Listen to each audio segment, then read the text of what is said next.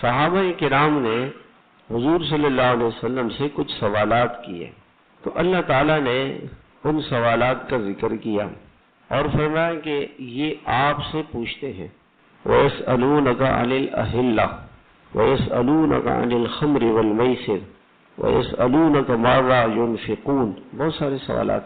ایک آدمی نے یہ سوال کیا کہ ہمارا اللہ کہاں ہے؟ ہم اللہ سے بات کرنا چاہتے ہیں، ہم اللہ سے بات کرنا چاہتے ہیں، قریب ہے کہ دور ہے؟ دور ہے تو زوردار آواز میں اللہ سے بات کریں، قریب ہے تو چپکے بات کریں۔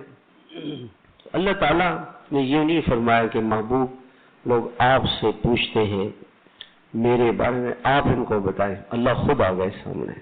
محبت کی بات ہے، اچھا میرا بندہ مجھ سے پوچھتا ہے، میرے بارے میں پوچھتا ہے، اللہ کا پتہ پوچھتا ہے کہ اللہ کہاں ہے۔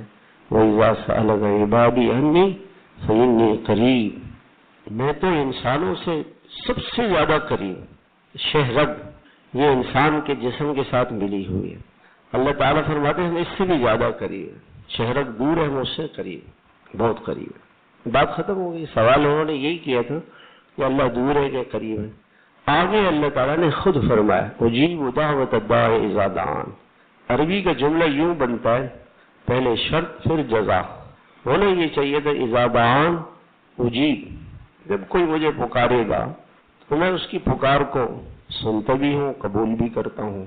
تو اللہ تعالیٰ نے اپنے بندے کو خوش کرنے کے لیے جواب پہلے ہی ذکر کر دیا، اجیب دعوت الداع، میں جواب دیتا ہوں جب بھی کوئی مجھے پکارے، اس کو پہلے ذکر کیا اور اذا دعان کو بعد میں ذکر کیا۔ جواب تو یہ ہونا چاہیے تھا کہ جب کوئی مجھے پکارتا ہے تو میں سنتا ہوں، یہ نہیں کہا کہ سنتا ہوں، کہا اس کی پکار پہ لبیک کہتا ہوں، جواب دیتا ہوں، اس کی مدد کے لیے پہنچتا ہوں، اس کے سامنے ہوں، اس کی مدد کے لیے تیار ہوں، کوئی پکارے تو اسے